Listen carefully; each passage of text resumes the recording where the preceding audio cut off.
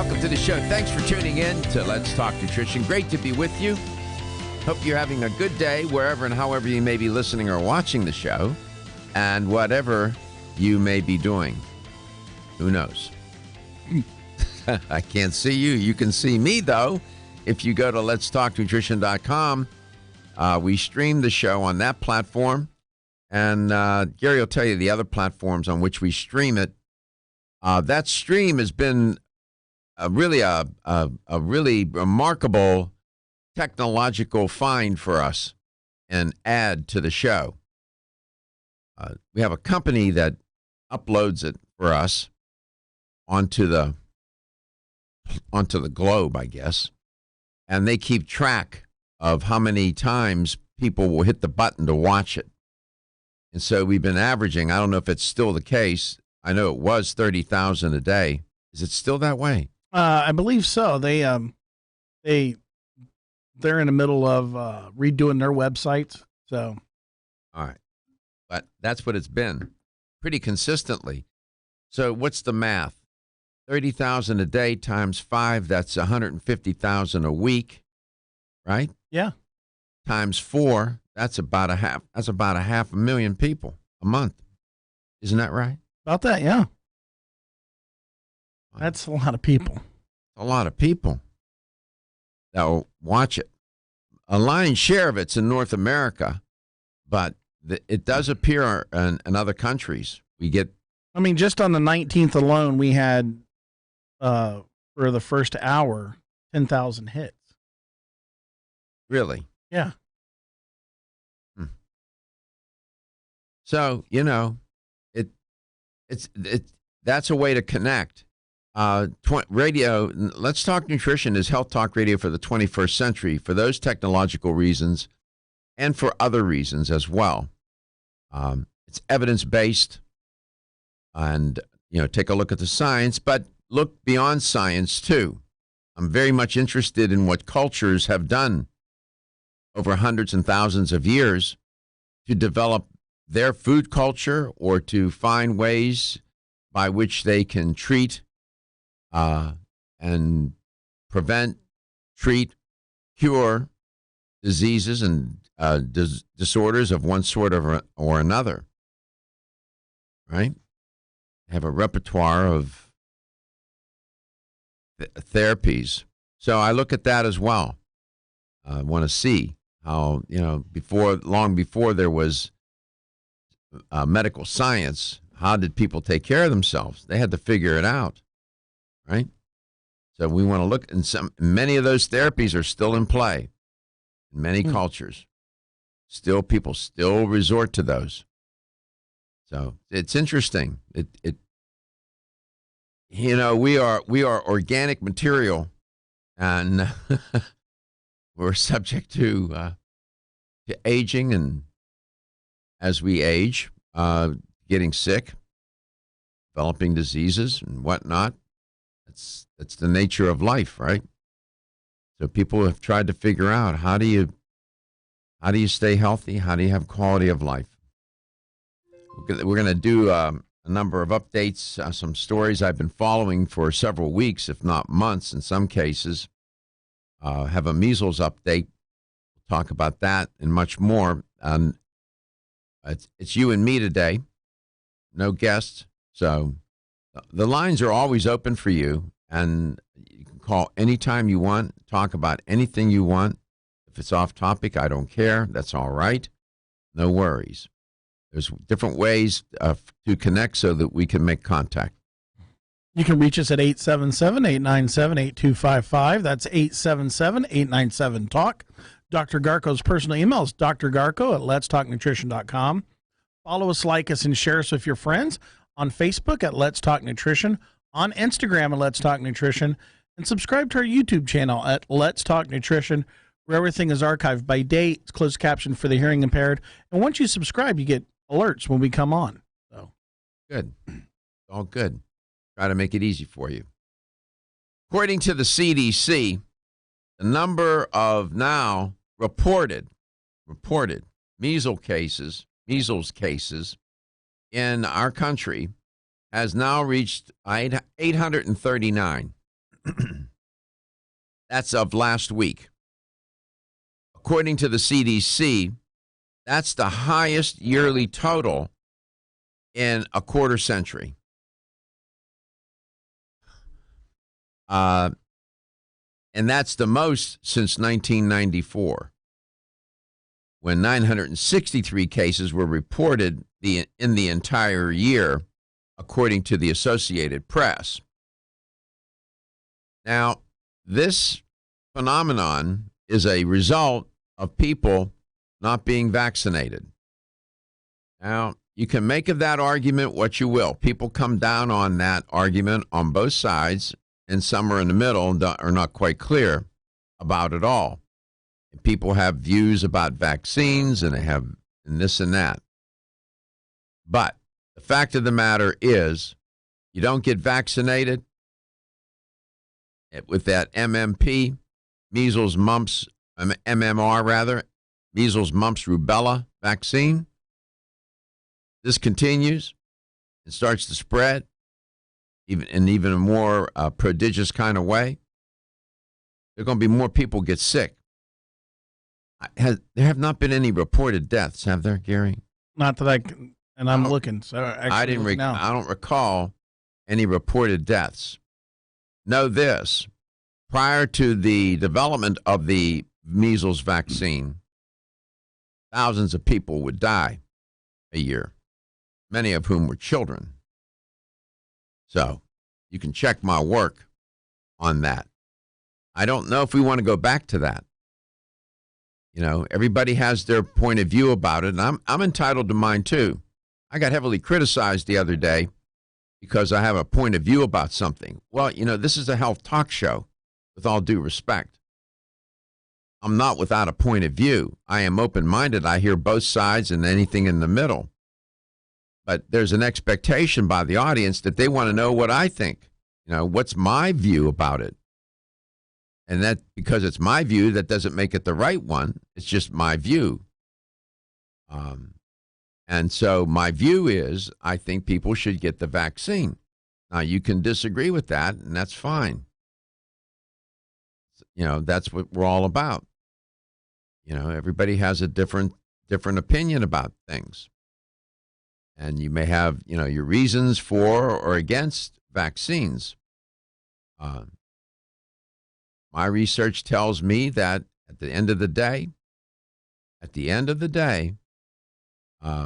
if we had no vaccines, we would be in a lot of trouble. That's all I know. I know the science. I know the data. I know what and so there are risks with vaccines than there are risks, but there's certainly a heck of a lot more risks without them. That's for sure. Nevertheless, that's where we are right now with this measles outbreak. It's reported now in 23 states. Many of the cases have been among unvaccinated individuals who live in an Orthodox Jewish community in New York City. I've reported on that. That was ground zero, and it has spread from that. Last week, most of the 75 new cases were, in fact, in New York. So that's the way it goes. 877-897-8255. 877-897-TALK. I see Reggie's here today. Reginald? Here's something that's new. A dog disease that can be passed to humans confirmed in Iowa. I just sent it to you. It just came over. Dog disease? Yeah. Dogs. Several cases of canine brucellosis, BRUCELLOS. I'll look it up. I will check it out. Would boy, oh boy. One thing after another. Well, we keep after it too. We'll be right back.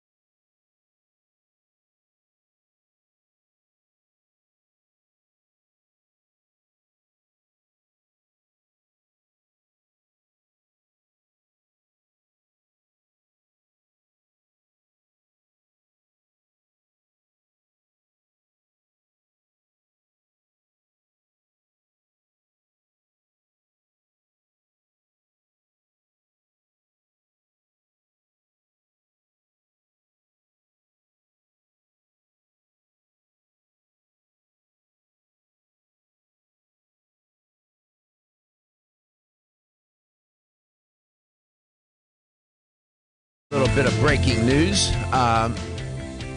Apparently, you can't make this up. Let me pull up the story. Dogs in Iowa are confirmed with being infected with the bacterium that causes brucellosis. I'll tell you about this in a minute, the transmission and so on about the bacterium. This is out of Des Moines, Iowa. This is Associated Press. You said this just came across the transom? This came right over Yahoo as I was talking to you. Officials say a dog disease that it's not only a dog disease. You see how they report that it's not just a dog disease. You'll see. Can be transmitted to humans, and it's been confirmed in Iowa. A veterinarian by the name of Dr. Jeff Kazin said there are now several cases of canine brucellosis that have been confirmed at a commercial breeding facility for small dogs in Marion County, somewhere in Iowa. I don't know where Marion County is, but the Iowa Department of Agriculture and Land Stewardship, kind of an interesting title, says it's notifying people who have custody of exposed dogs. People should not take this lightly that live in that area. And I'm going to tell you a story about brucellosis, and I won't be making it up, beyond these dogs. Both the animals and the facilities now have been quarantined, and the dogs are undergoing testing. Signs of the disease in a dog include infertility, spontaneous abortions, and stillbirths. Well, my goodness. The dog could be infected for a long time. You got to wait for those things to happen. State officials say symptoms for humans include fever, sweating, headache, joint pain, and weakness. The department in Iowa says the threat to most pet owners is low. Okay, that's good. Dog breeders, veterinary staff, and anyone who comes in contact with blood, tissues, and fluids during the birthing process of the dogs may be at a higher risk. So, my nature being what it is, I have never reported on brucellosis. I want to find out what it is. Okay, so it's an infectious disease, obviously. It's caused by a bacterium. People can get the disease when they are in contact with infected animals, not just dogs, animals, or animal products contaminated with the bacterium. Animals that are most commonly infected with brucellosis include sheep, cattle, goats, pigs, dogs, and other animals. Now, back in February 8th of this year, the CDC and state health officials investigated potential exposures to Brucella RB51. That's what causes brucellosis. That's the name of the bacterium. Brucella RB51 in 19 states. You want to know how people were getting infected with the bacterium? Well, they decided it was a good idea to drink raw, unpasteurized milk from Miller's Biodiversity Farm in Quarryville, Pennsylvania. Seriously. That one got by me. You can't keep up. It's hard to keep up. The Centers for Disease Control, state health officials said they investigated it, and it was in 19 states. And it was people drinking this raw, unpasteurized milk in 19 states. I would never drink raw, unpasteurized milk. I have some friends in the natural products industry and the world of natural health that do. I used to have I won't mention his name, used to have a guest that came on to this show and would drink raw milk, unpasteurized milk, and gave it to his kids. I never said anything, but man, not me. Pennsylvania, one case of RB51 infection, brucellosis, has been confirmed in New York, and at that time, and an unknown number of people may have been exposed to that virus from drinking raw milk from the farm that I identified. What's disturbing is that this type of brucella, there are different types, is resistant to first-line drugs. See what happens? And difficult to diagnose because of limited testing options and the fact that the early brucellosis symptoms are similar to those of more common illnesses, such as a flu, that virus, influenza. Symptoms of brucella infection: fever, sweats, loss of appetite, headache, fatigue, muscle and joint pain, and other serious complications. In pregnant patients, brucella infections can lead to miscarriage. They can start anywhere from 5 days to 6 months after exposure. They can wait that long. Wow, I didn't know that. People who are infected but are not treated can go on to develop more serious complications, such as arthritis. You get the body starts attacking itself. They can end up with cardiovascular issues. They can get enlargement of the spleen or the liver. And in rare cases, nervous system problems such as meningitis. These pathogenic microorganisms are, to say that they're deadly, to say they're problematic is an understatement. And again, they've been around for hundreds, if not thousands, and God knows, probably since the beginning of the earth. I don't know. They figured things out. Boy, and they're looking for a host.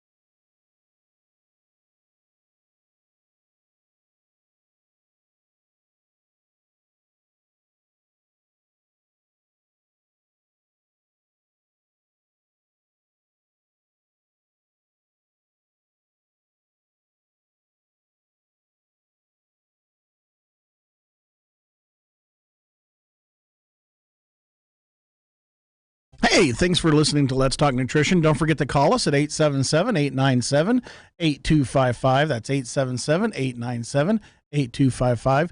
You can also go to Facebook and like us and send us a message on Facebook.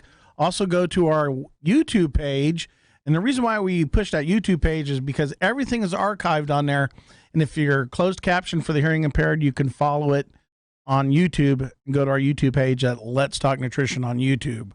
Don't forget, Instagram is Let's Talk Nutrition on Instagram, where we try to post up-to-date stories that we're talking about now. We were just talking about, just brand new story, Doc, with the Brucella. Brucella. The brucellosis infections among the dogs. You can have, I suspect the brucellosis could be, you can find that bacterium in these CAFOs, concentrated feeding animal operations. I didn't come across that particular bacterium in the CAFOs, but I'll have to check. Now you're studying the CAFOs, right? I'm taking a hard look at it. I read Michael Pollan's book, and in this one course I'm taking, the lifelong healing with foods. I actually had an internet message about what is the course. What course are you taking? Because you haven't really told everybody what you're doing. Yeah, that particular course, it's called Lifelong Healing with Foods. It's part of the program of study at the University of Bridgeport in the clinical nutrition program. It's accredited by the state of Connecticut. Very difficult program, by the way. But I've been taking a look at that, and that's been part of the coursework. And in the process of doing that, and the reason why I report on this and share it with you is because, you hear me report more often than not now, all these different cases of foodborne illness and meat recalls by the tons, by the tons. And that's partly how that happens. These animals get infected in these CAFOs. Now, as it turns out, so pasteurization is not a bad thing. Well, that's a different issue. Okay, the pasteurization, the people that got sick back in February with brucellosis, they were drinking raw, unpasteurized milk from that dairy that I mentioned. They found one cow, I read, one. It was removed from the herd that was infected with the bacterium. That one cow caused havoc in 19 states. People got sick drinking raw, unpasteurized milk. I'll pass.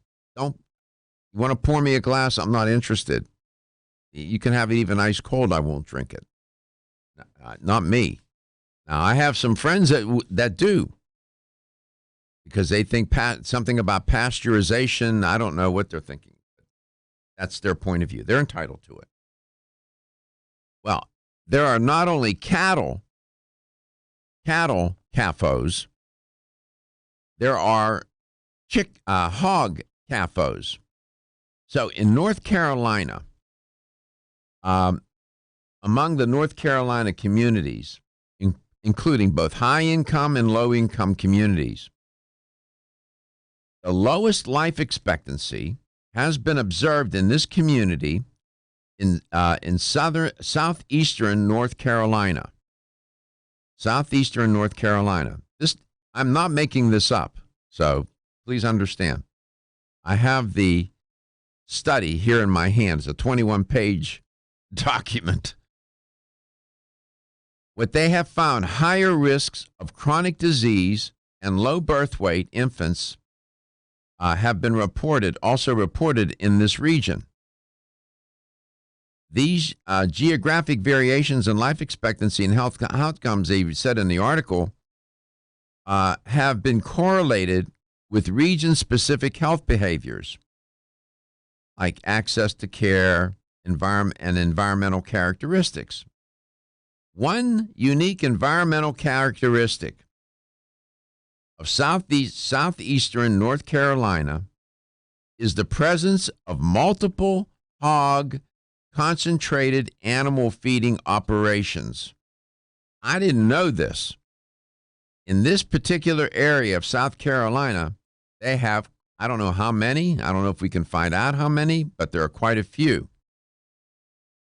Okay, here you go. The average number of hogs per farm in North Carolina is higher than in areas with the areas with hog CAFOs and two other U.S. leaders in the hog industry, the states of Iowa and Minnesota, for example.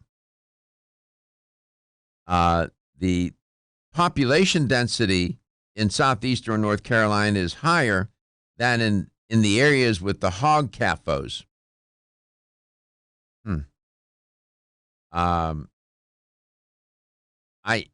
What they're doing here in this study, now understand, there are other variables that are implicated in why there is a higher death rate and a health risk, put it that way, in living in this area. There are other variables, no doubt. And they have not established a causal relationship between these hog CAFOs and this higher risk of chronic disease and low birth weights in infants in this area. Now, I suspect that this is a place where, people work, it provides employment, and the people that work in these CAFOs, this is not a white-collar job, okay? It's a nasty job. And they'll find people desperate for work to work these places. Legal, illegal, whatever. Whomever they can find to work it, I guess. If you watch Food Inc., you'll come to understand that. Now,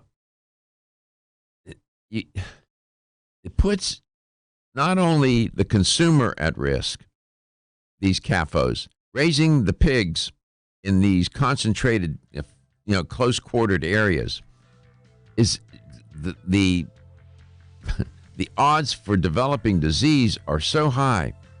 It not only puts the animals at risk, it puts the workers at risk, it puts you at risk, the consumer of those foods. Can't make it up. Just imagine that.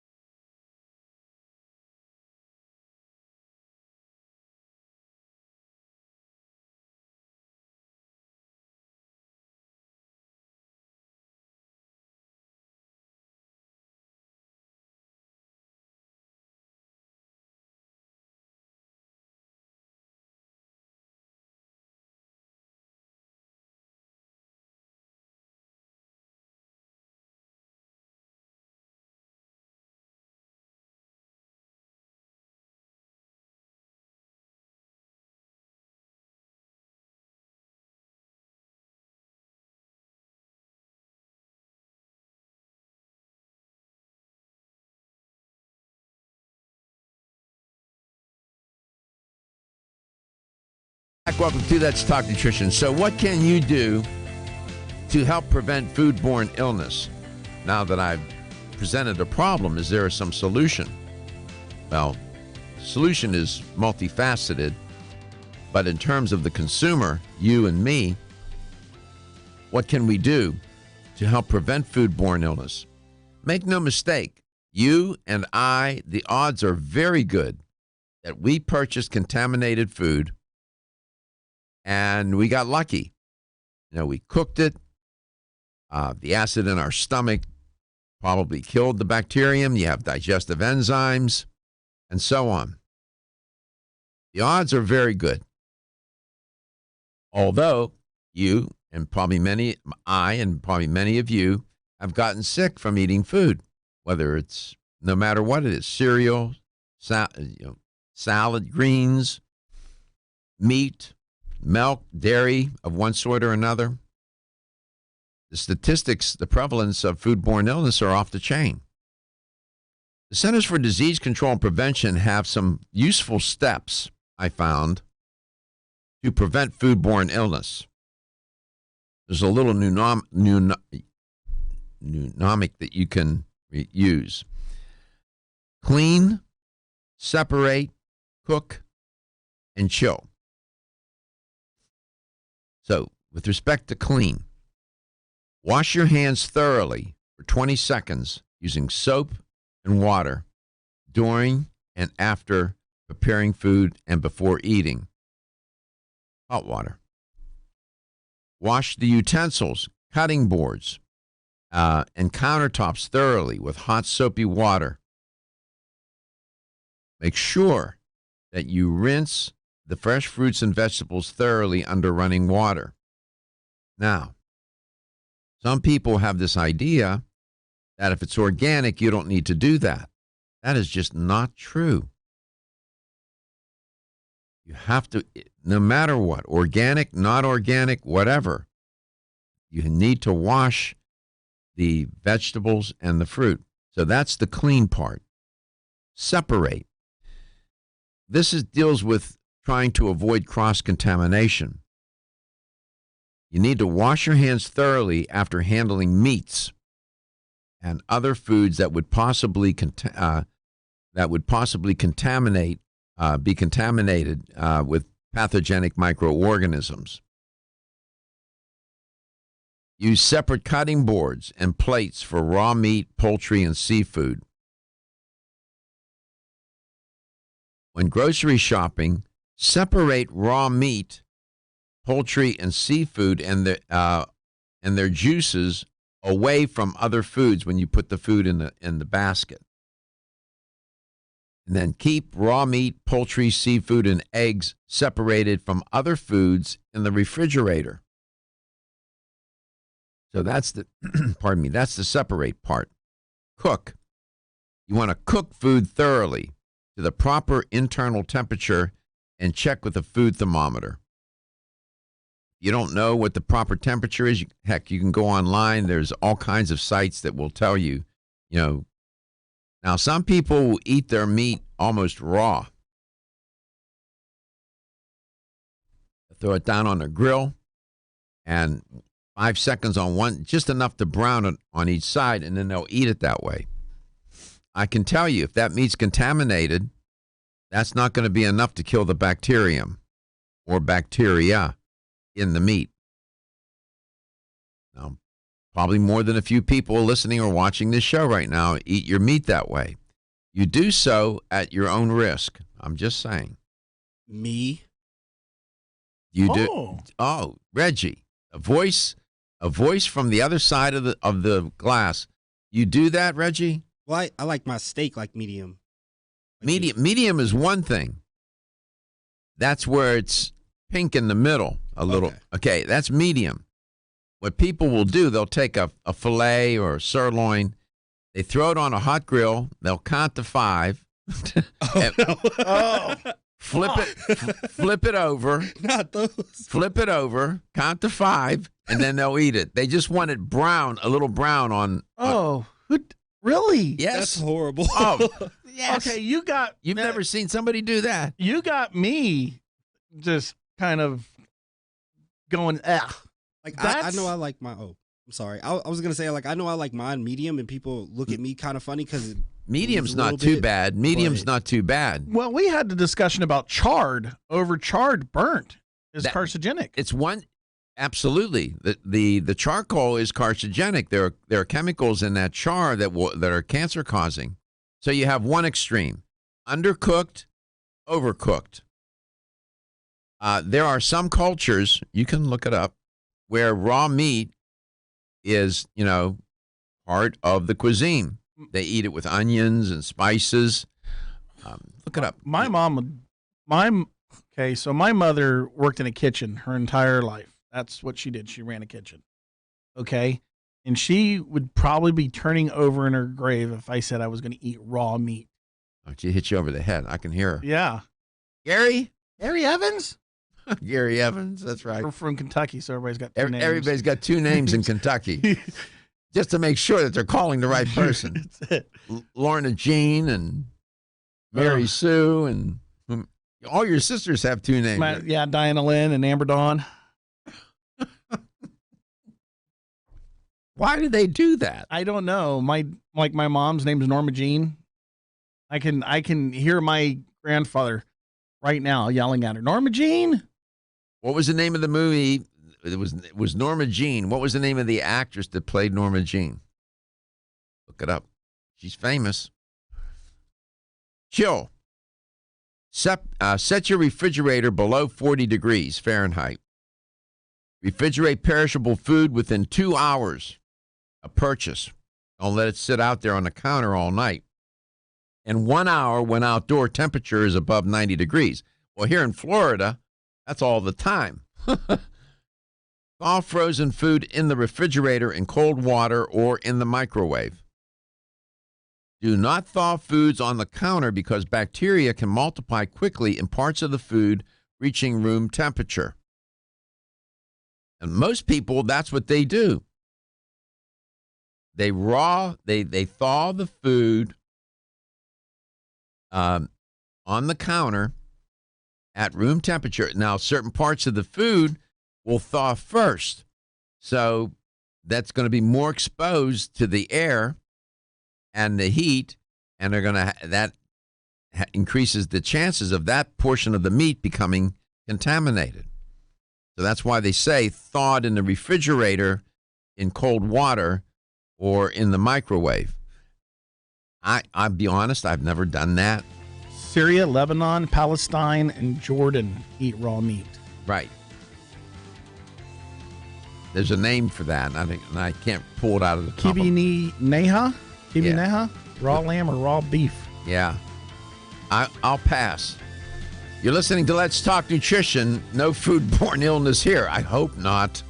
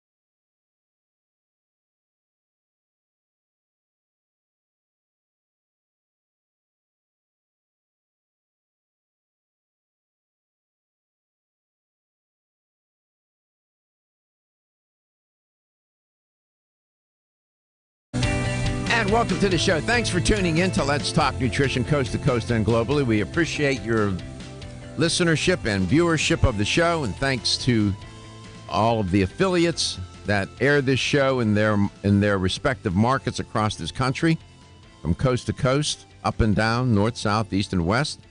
We're grateful to be able to come into your neck of the broadcast woods.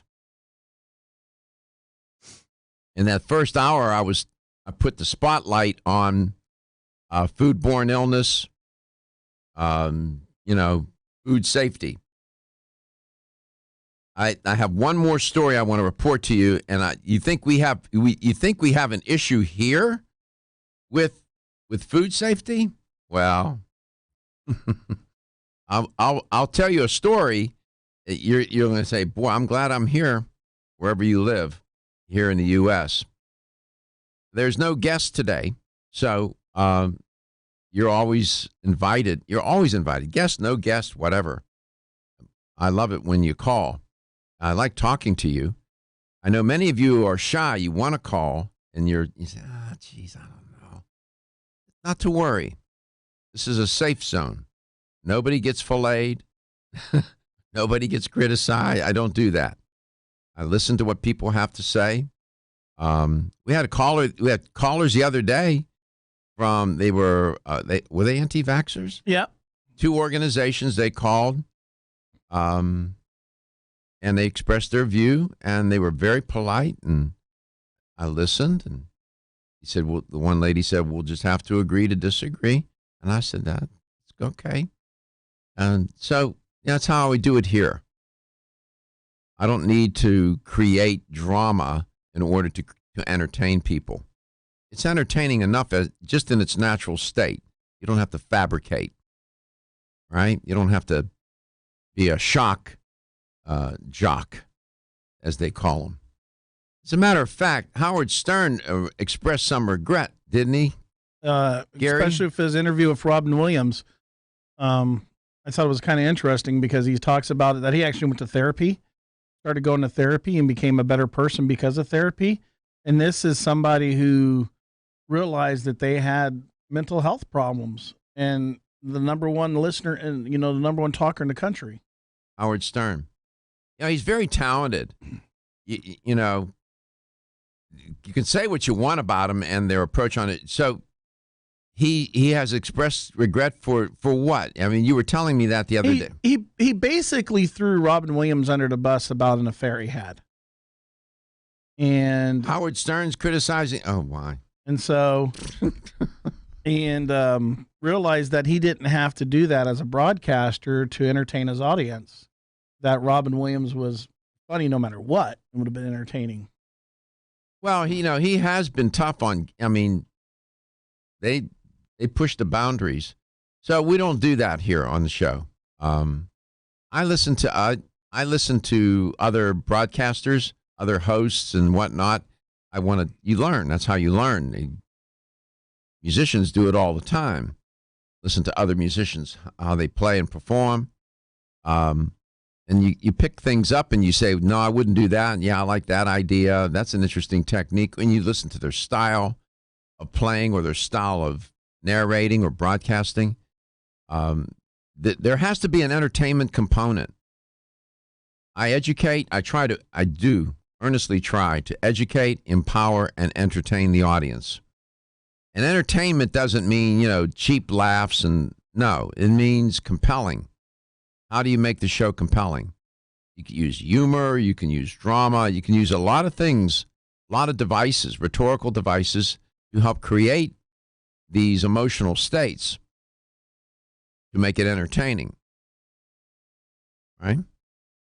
So, like, for example, my reporting on the communities in southeastern North Carolina, where they have an inordinate number of hog CAFOs, concentrated feeding animal operations, and the incidence for disease is higher there in that area. Quality of health is not good. Life expectancy is lower. Is there some correlation? Well, the study that I reported on, the 21-page study, by the way, seemed to suggest that there is. Now, you say, well, that's not entertainment. Well, it's entertainment of a different sort. It's entertaining. I'm trying to entertain your curiosity about what? What would you do if you lived in that community? You'd be at risk. You know? Those are people. We're all in this together, and you have to care about them. So that is that story, telling stories is entertaining. And I tell stories about studies, or I'll tell stories about real life events that have nothing to do with science. That's entertaining.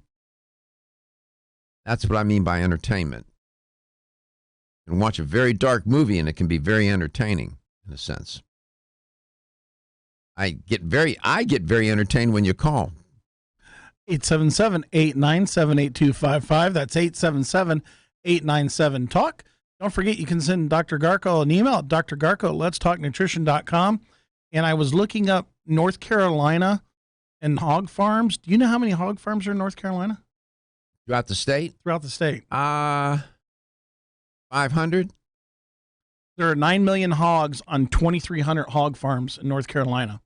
2,300? Hog farms. And the only state with more is Iowa with 21 million hogs. Wow. Well, now that you did it, now that you mentioned it. And, Smithfield has been sued. NPR came out with hog farm waste a couple years ago after Hurricane Florence. Runoff? Yep, because it moved all the hog farm waste and moved it throughout the state because of the hurricane. Did it get into the water supply and the food chain and into the soil? Yep, because it flooded. Sure, the runoff. They sued Smithfield? Yep. I have to be honest with you. When I first started reporting on this, I really didn't, and I started to do my research and start to investigate this issue. I didn't have a real sense of what was going on. That's the truth. I certainly have a better sense now, and I'm glad that I had the curiosity to go and look and investigate it and report on it. You need to know what's going on in this food chain that we have and how food is produced, how it's processed, and so on. You need to know, and I have a responsibility to report it. In the New York Times, related to what Gary just said, not in our country. You think we got issues. The headline in the New York Times article is this: as swine fever roils Asia, hogs are called and dinner plans change. Too bad you can't get that image of that. They're showing thousands of hogs that have been euthanized and thrown in a ditch and then buried. And the there were two writers, Mike Evans and Catherine Lee, and I'm giving them attribution. When I come back, I'm going to tell you what's going on in Hong Kong and in other areas in China. You think we got issues here, huh? Well, we may have some, but this is out of control. And this is what goes on around the world. People put at risk with food. No food, you die. So I'm just saying, you don't want food and you die. How about that? No, we don't want that. 877-897-8255, 877-897-TALK. You're listening to Let's Talk Nutrition, coast to coast and globally, where food safety is at the top of our mind so that you don't get foodborne illness. I'll be back. Come back and I'll see you in a minute.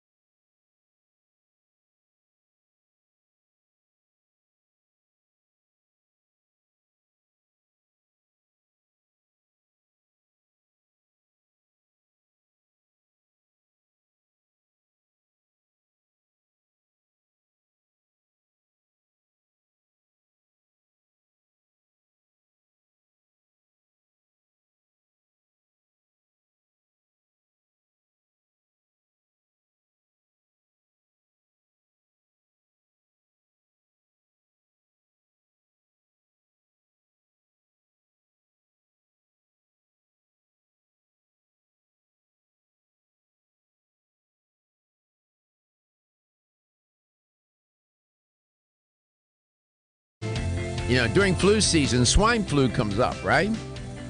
And have you ever wondered, okay, what's the genesis of all that?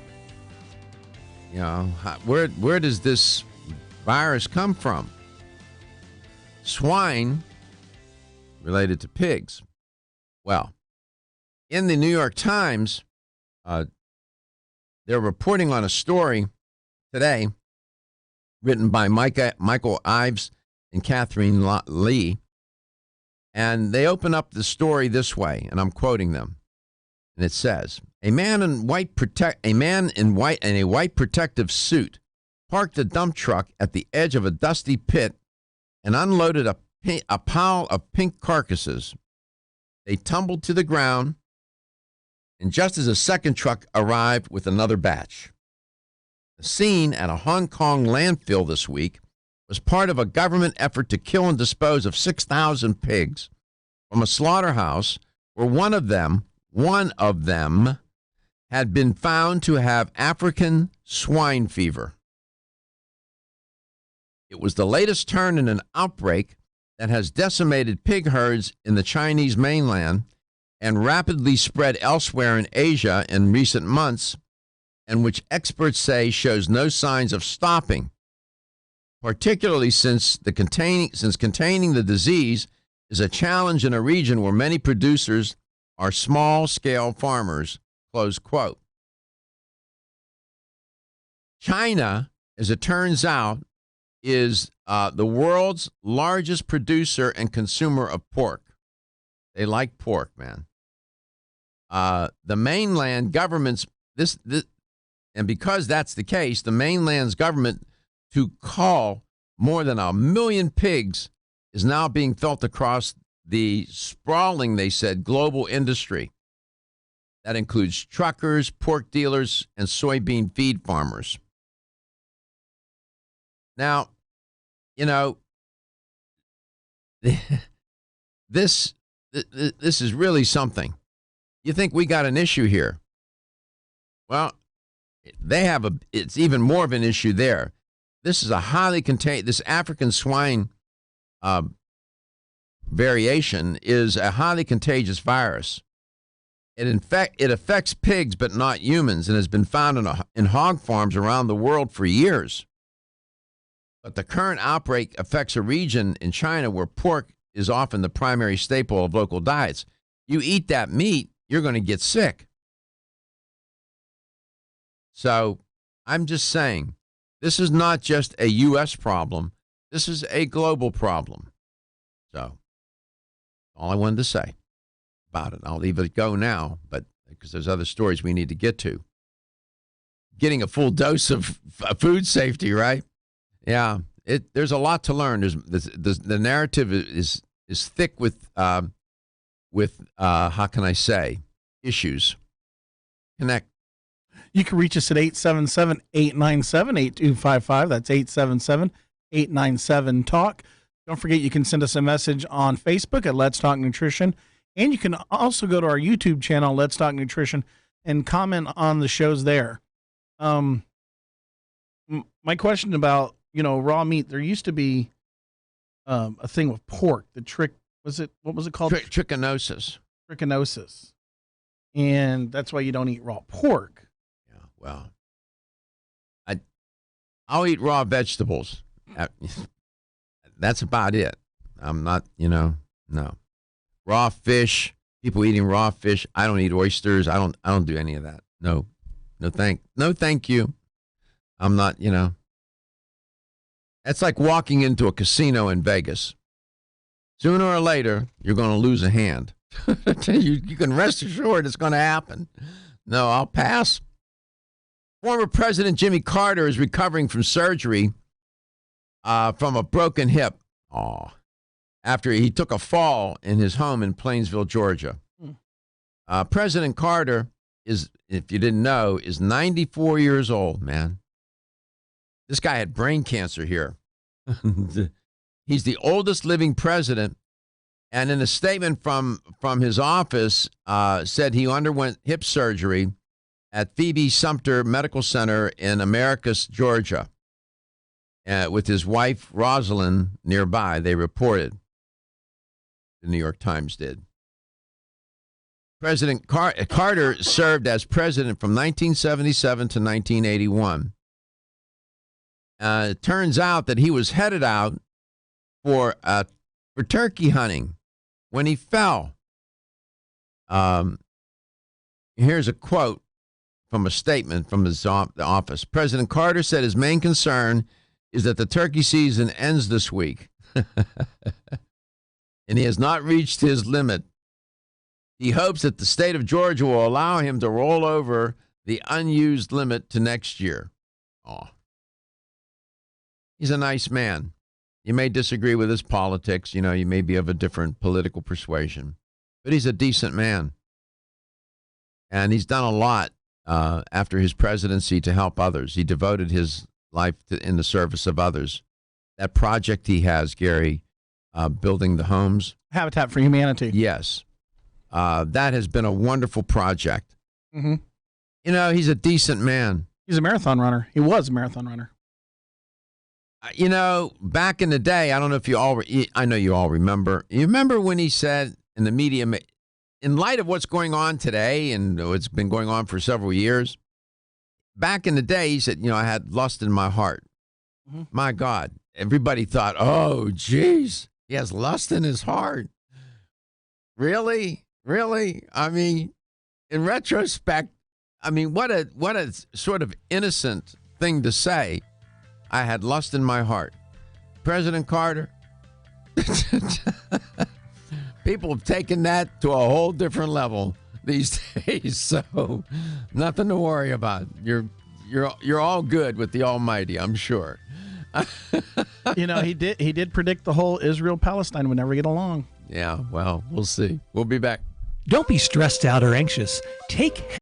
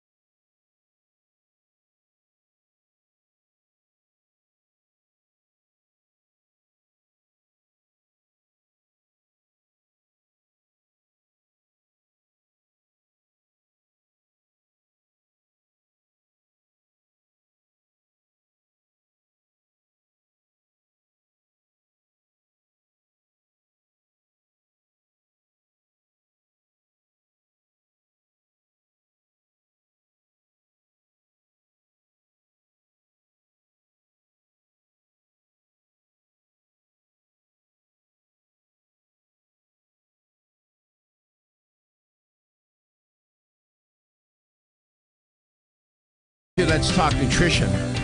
So when you go into the grocery store, now you see people reading. And a grocery store almost looks like a library now. I think that's a good thing because people are reading the labels, and I like that. And in reading labels, you start to see all kind of claims being made. And a lot of this is marketing. The lion's share of it's marketing, to be honest.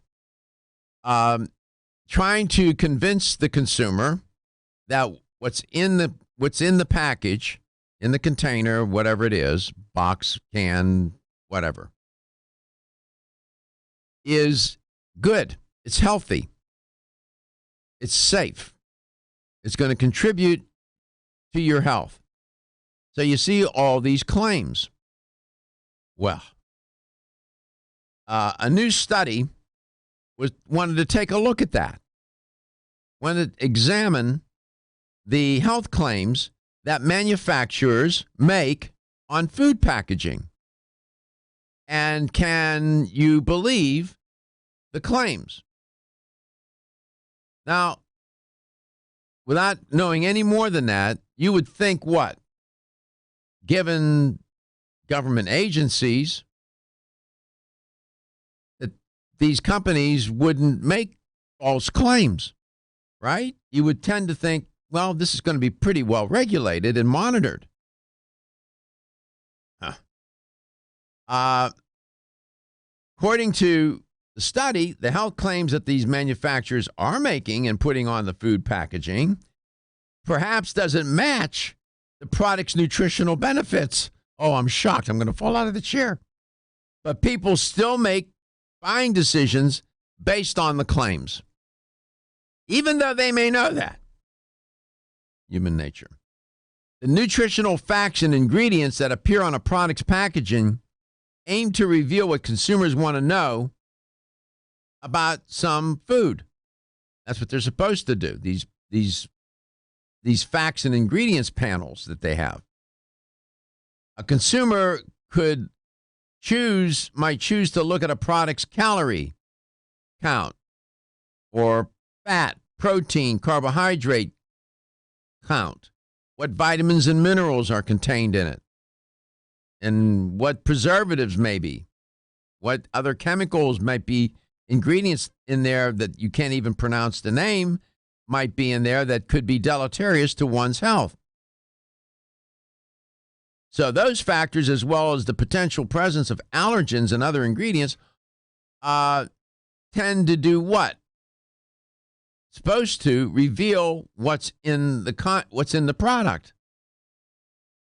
Nevertheless, many manufacturers print claims that will take the consumer in one direction or another. They'll deliberately steer them toward a line of thinking that, of course, benefits the manufacturer.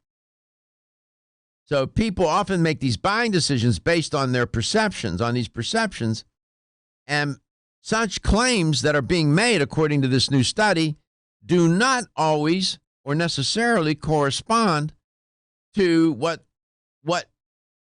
with a product's actual nutritional status.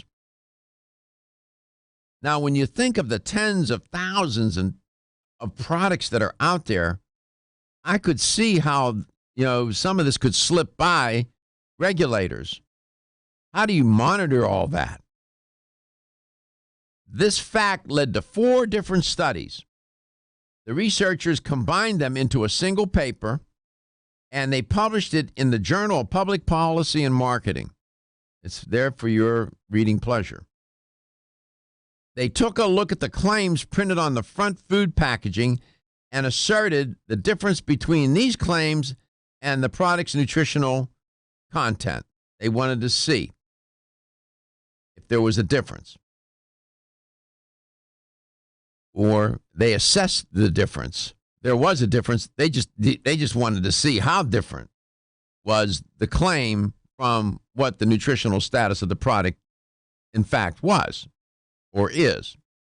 They looked into how consumers reacted to these claims that was reported when it was time to make a buying decision. And I'm sure I've done it, you've done it too. You look at the packaging, you see a health claim, and you probably stop right there maybe and say, okay, I'll get it. So they wanted to determine whether the claims were accurate and whether they affected purchasing choices, notwithstanding the accuracy.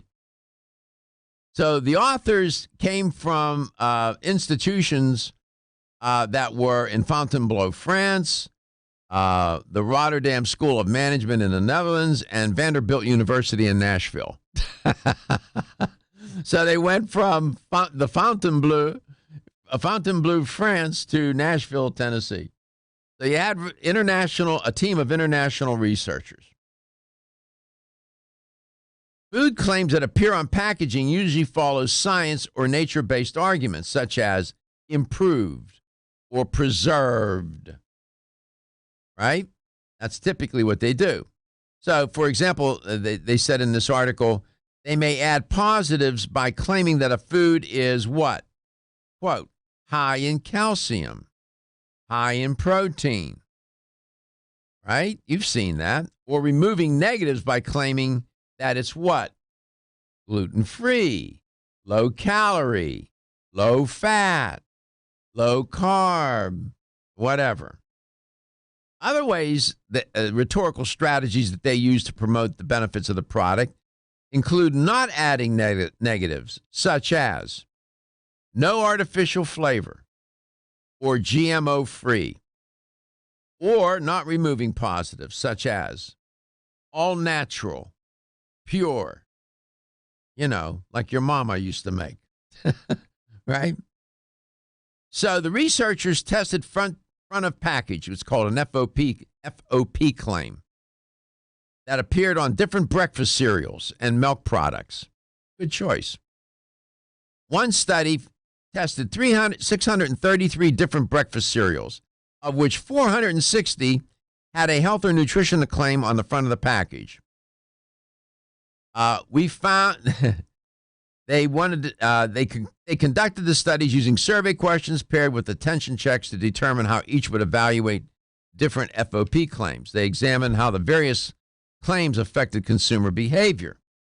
And one of the researchers in the study said, we found that consumers had a more positive attitude towards claims that are based on the presence of something good compared to claims about the absence of something bad, right? Like no GMO, for example. That would be a claim of something bad. When we come back, I'll tell you more. Let me tell you something.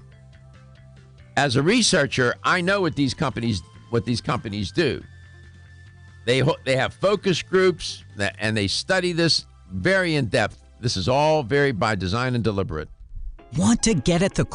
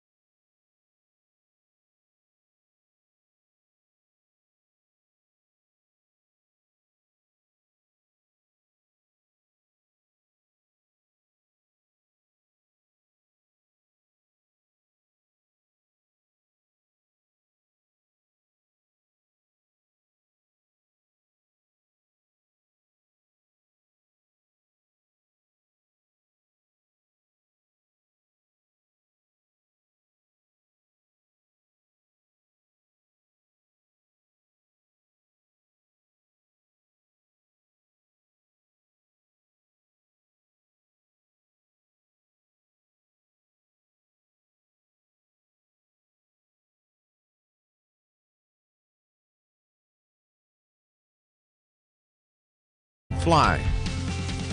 Jeez. Here's the LTN health question of the day. I thought we were at the bottom of the hour. Okay, so according to the CDC, I'll get right to the point. How many people in the United States get sick every year from that's related to a foodborne illness? How many people get sick every year from contaminated food? I'll just give you two choices. 18 million or 48 million. How many people in the United States get sick every year from contaminated food? 18 million or 48 million? Here's a number to call to be a winner. 877-897-8255. That's 877-897-TALK. So I was telling you about the study where these researchers from different countries, including ours, had some research right here in Nashville, Tennessee, took a look at the claims on the front, FOP, on the front of packaging, the health claims being made, and they wanted to see if there was really a correlation between the claim being made on the front of the packaging and the nutritional status of the food. So here's a quiz question, Gary. What do you think the correlation was? Do you think it was low, moderate, or high correlation, that what was being said on the front of the package and what was the nutritional status of the food? I would say moderate. Yeah. How about zero? Whoa. According to Dr. Chandan, I think he was the lead researcher on the study, there was not much of a connection between the positive claims and the nutritional content of the breakfast cereals. He said that it was actually, the correlation was actually almost, I'm quoting him, zero. Zero. You know, zero, zero. How can that be? I mean, how do you get away with that? That's not right. Though the study examined health claims from a marketing standpoint, it's possible to make some health-related conclusions from the findings, they said. I would think so. I mean, the researchers found that the FOP claims often do not truly reflect the product's ingredients and how they relate to health or weight loss. I'm shocked. No, I'm not. Instead, it's more accurate to examine the nutrition label. Look at it. They can't lie and fudge on that. To get a better idea, they said, the researchers, of the nutritional status of the food that you're going to consume relative to losing weight or, heart health or whatever the claim may be. Breakfast cereals is the consumption of breakfast cereals is off the chain, right? You walk into a supermarket, the cereal aisle, both sides of the aisle, the aisle looks like is the length of a bowling alley, and maybe longer. And there's cereals on both sides all the way down. You can hardly keep up. And according to this study, all those positive health claims you see on the front of the packaging, the correlation between that and what's in the box, no, zero. God almighty. Why is that? Why do they do that? I know they want to sell the product, but why do that? They're duping the consumer. And how many, I've done it myself. I'm sure you have too. You wanted to buy, let's say you want to buy a particular product and you got three choices there, three different brands. On the one brand, they make some sort of positive health claim. 9 out of 10 times, I'll pick that one. And it may not, according to this study, whether it's cereal, whatever, I'd be curious to know, what about other kinds of products? How do they get away with that? Maybe the government just can't monitor. I mean, how do you do that? How would you monitor that? My God. They don't have enough agents to do that. The health question of the day. How many people die of a foodborne illness every year? 18 million or 48? 877-897-8255, 877-897-TALK. I can tell you this, 128,000 get sick. Well,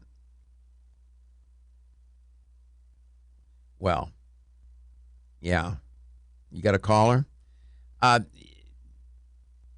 So it's Chris. Hey, Chris.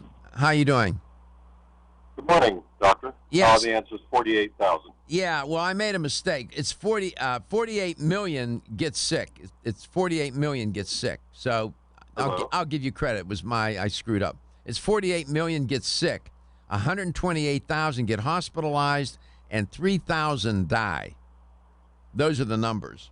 So 48 million people get sick, 128,000 get hospitalized, and 3,000 die on average from foodborne illness. I mean, why should that even happen like that? I mean, it's just not right. Well, I mean, we have an expectation.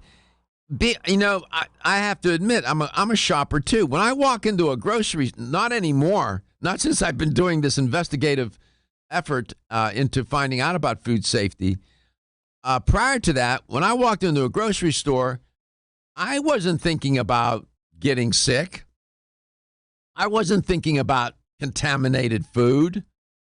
Now I do, because I know in that store, the likelihood of contaminated meat, contaminated greens, contaminated eggs, milk could be very likely, given what I know now. And why it shouldn't be that way, should it? Or is my expectation too high? What do you think about that, Chris? I can't. Oh, he's talking to Chris. Okay. Anyway, I don't know. I just don't get this.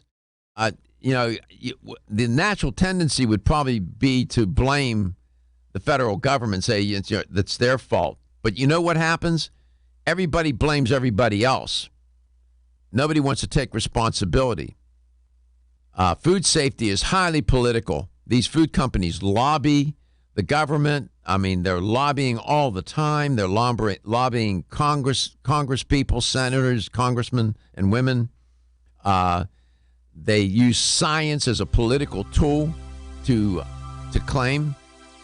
And we're done. Everyone's raving about the newest botanical superstar hitting the store shelves nationwide. Hemp-derived